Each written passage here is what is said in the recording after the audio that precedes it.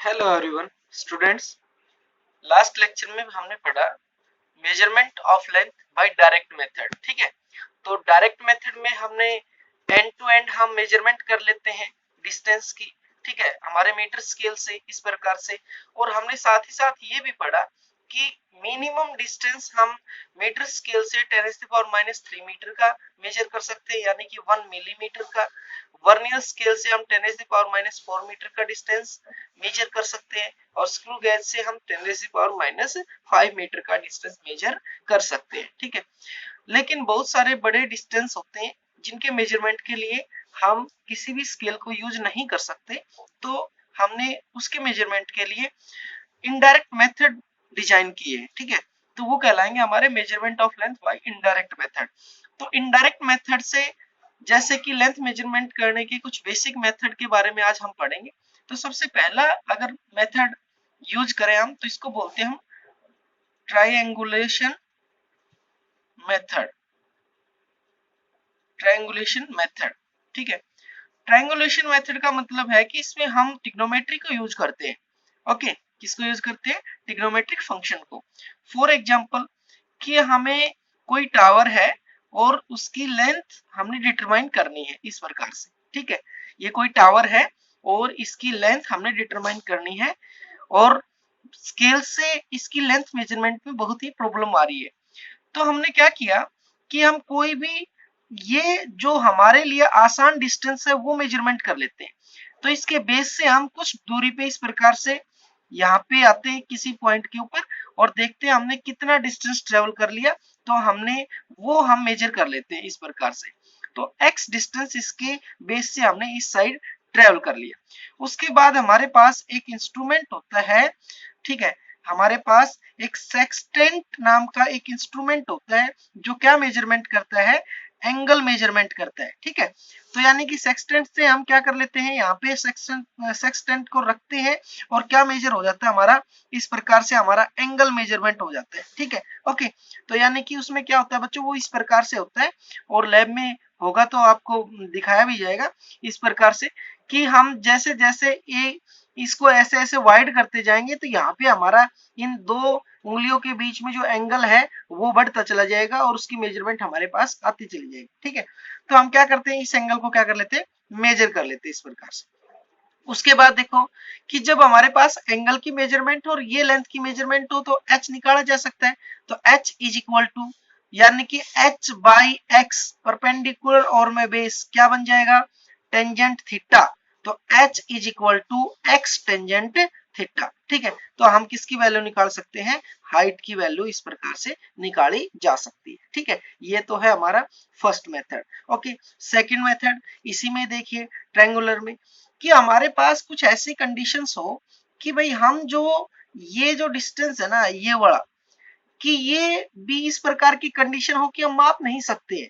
ठीक है, तो नहीं माप सकते, इस टाइप की कोई कंडीशन है हमारे पास तो कोई दिक्कत नहीं है। ठीक है, तो यानी कि और फिर भी हमने क्या मेजरमेंट करनी है? हाइट ही मेजरमेंट करनी है। फॉर एग्जांपल कि ये इसके बेस के ऊपर कोई इस टाइप का मटेरियल है, या फिर इसके आसपास जैसे ओशियन है, नदी है, तो यानी कि हम उसको क्रॉस नहीं कर सकते, तो ये मेजरमेंट भी नहीं कर सकते हम, तो कोई दिक्कत नहीं। इसके किसी और एंड पे हम क्या करते हैं कि जहां से हमें सुटेबल लगे हम उस पॉइंट से क्या कर सकते हैं? मेजरमेंट कर सकते हैं।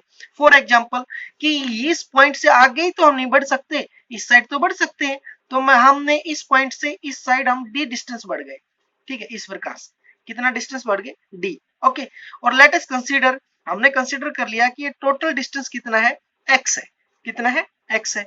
तो यानी कि इस पॉइंट से हमने सेक्सटेंट इंस्ट्रूमेंट से एंगल मेजरमेंट किया, इसको मैंने कंसीडर किया a b c और इसको पॉइंट d। ठीक है, इस प्रकार से। तो जब ये एंगल मैंने मेजरमेंट किया, पहले तो इस पॉइंट से मेजरमेंट किया ये एंगल, तो ये एंगल मैंने कंसीडर कर लिया θ1। ठीक है, इसी प्रकार से जब मैंने इस पॉइंट से कंसीडर किया, तो ये एंगल मैंने मेजरमेंट कर लिया θ2 इस प्रकार से। ओके, तो अब हमारे पास जो मेजरमेंट हमने किया वो तो केवल d है, और सारी चीजें क्या है? अननोन, और एंगल भी हमारे क्या है? मेजर है। तो यहां से सबसे पहले क्या करते हैं कि पूरी ट्रायंगल लेते हैं, इन triangle A B C triangle में तो इसमें मैं अगर इस प्रकार से बेस अपॉन में परपेंडिकुलर करता हूं, बेस अपॉन में परपेंडिकुलर, तो क्या बनता है, कोट ट्रिग्नोमेट्रिक फंक्शन बनता है हमारा। ठीक है, तो यहां से हम क्या कर लेंगे, x की वैल्यू निकाल लेंगे, तो x is equal to h cot, ठीक है, थीटा 1। इस प्रकार से हमारे पास किसकी वैल्यू आ जाएगी, x की वैल्यू आ जाएगी बच्चों। ठीक है, सेकंड ट्राइंगल लेंगे अभी हम, जो सेकंड ट्राइंगल हम लेंगे इस प्रकार से, तो अब की बार ट्राइंगल लेंगे डी बी ए। ठीक है, कौन से ट्राइंगल लेंगे, डी बी ए ट्राइंगल। तो डी बी ए ट्राइंगल में देखो बच्चों क्या है कि जो ये डिस्टेंस कितना बचा, ये x माइनस डी बचा। क्या बचा, x माइनस डी। तो x तो टोटल था और d में से सब्ट्रैक्ट कर देंगे तो बी डी किसके बराबर हुआ, x माइनस डी के बराबर। ठीक है, तो x माइनस डी ओवर में क्या, परपेंडिकुलर, यानी कि बेस अपॉन में परपेंडिकुलर, फिर क्या आ जाएगा, कोट थीटा 2। ठीक है, इस प्रकार से। तो यहाँ पे देखिए कि हमने जो x की वैल्यू क्रॉस मल्टीप्लाई कर देंगे यहाँ पे पहले, तो x माइनस में d is equal to h cot theta 2। ठीक है, अब हम क्या करेंगे बच्चों कि यहाँ पे x की वैल्यू पुट कर देंगे, तो x की वैल्यू पुट करेंगे तो क्या हो जाएगा, h कोट थीटा 1 माइनस में क्या हो जाएगा, माइनस में d हो जाएगा is equal to h cot theta 2। ठीक है, h कोट थीटा 2। अगर d को हम उस साइड लेके चले जाएंगे तो इस साइड क्या बचेगा, वो देखिए कि ये टर्म इसके किस में आ जाएगी, नेगेटिव में आ जाएगी। तो is imply that d is equal to, ठीक है, d ये टर्म इस साइड लेके आएंगे तो क्या हो जाएगा कि h कोट थीटा 1, ये उस साइड जाके माइनस में h cot theta 2 is equal to D, is equal to D. Okay, उसके बाद देखिए बच्चों इन दोनों में से क्या कॉमन है, h कॉमन है, तो हम क्या कर लेते हैं, h को कॉमन ले लेते हैं। h मैंने कॉमन ले लिया इस प्रकार से, तो वैल्यू क्या बचेगी, वैल्यू h कॉमन लेने से कोट थीटा 1 माइनस में कोट थीटा 2, और ये उस साइड कहां चली जाएगी, डिवाइड में चली जाएगी। ठीक है, कहां, कोट थीटा 1 माइनस में कोट थीटा 2, इस प्रकार से ये किस में चली जाएगी, ये इसके डिनोमिनेटर में चली जाएगी। ठीक है, इस प्रकार से। तो देखो बच्चों हमने h हाइट ही तो निकालनी थी। ठीक है, कोई टावर है, कोई पोल है, उसकी हाइट ही तो निकालनी थी, तो यहां से हम क्या निकाल सकते हैं, हाइट निकाल सकते हैं। तो h is equal to D by cot theta 1 minus cot theta 2। तो हम क्या डिटरमाइन कर ली, हमने हाइट डिटरमाइन कर ली। ठीक है, जबकि d हमारे पास अवेलेबल है क्योंकि हमने ये मेजरमेंट कर लिया था d। ठीक है, इसके बाद हमने हमारे पास दोनों एंगल भी क्या है, अवेलेबल है। ठीक है, लास्ट मेथड देखिए, सॉरी नेक्स्ट मेथड है हमारा, नेक्स्ट मेथड है हमारा रिफ्लेक्शन मेथड। क्या होता है, रिफ्लेक्शन मेथड। तो रिफ्लेक्शन मेथड में क्या होता है बच्चों, देखो कि रिफ्लेक्शन मेथड, रिफ्लेक्शन मेथड में हमारे पास लेट अस कंसीडर कि कोई माउंटेन है इस प्रकार से, ये हमारी कोई माउंटेन है। ठीक है, और माउंटेन यहां से हम क्या करते हैं, कोई साउंड प्रोड्यूस करते हैं, क्या करते हैं, कोई साउंड प्रोड्यूस करते हैं, और जो वो साउंड इस माउंटेन तक इस प्रकार से जाएगी, ठीक है, और वापिस आएगी, तो जाने और आने में जो समय लगा उस समय को हम क्या कर लेते हैं, डिटरमाइन कर लेते हैं। ठीक है ना, हमारी क्लॉक से। ओके, वो टाइम हम क्या कर लेते हैं, मेजर कर लेते हैं। लेट अस कंसीडर वो 2 सेकंड है। कितना सेकंड है, 2। क्या हमने यहाँ पे क्लैप किया, वो क्लैप की साउंड यहाँ पे माउंटेन तक जाएगी, रिटर्न बैक होके वापिस आएगी, और इस प्रोसेस में हमने टाइम मेजरमेंट की तो 2 सेकंड लगा। ठीक है, उसके बाद हम इस पॉइंट से इस माउंटेन की डिस्टेंस को मेजर कर सकते हैं।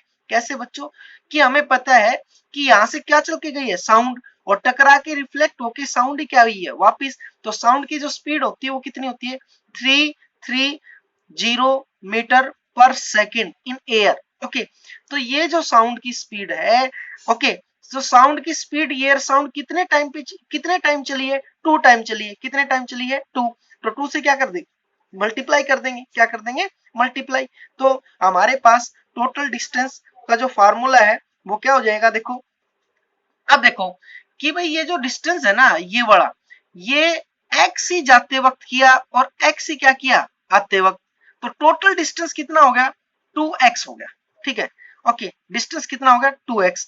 और डिस्टेंस का फार्मूला क्या होता है बच्चों, डिस्टेंस का फार्मूला होता है वेलोसिटी इनटू में टाइम, ठीक है। तो वेलोसिटी क्या हो जाएगी, वेलोसिटी ऑफ साउंड इनटू में टाइम, ठीक है। तो हमने निकालना क्या है x, तो ये ट्रू क्या आ जाएगा 2 डिवाइड में आ जाएगा इस प्रकार से। तो देखो कि x क्या थी, x डिस्टेंस थी पॉइंट से, किसी भी पॉइंट से किसकी, माउंटेन की, और ये वापिस आने में जाने में समय लगा, तो हमने वो भी मेजरमेंट कर लिया। तो हमें लास्ट में x is equal to velocity into में टाइम डिवाइड में 2, कितना समय लगा, क्या वेलोसिटी थी साउंड की, वो वैल्यू पुट करके हम क्या निकाल सकते हैं कि उस पॉइंट से माउंटेन कितने डिस्टेंस के ऊपर है। तो बच्चों ये इनडायरेक्ट मेथड है, इसी सीरीज में हम आगे भी बढ़ेंगे, बहुत सारे और भी हमारे इनडायरेक्ट मेथड है। Okay, thank you.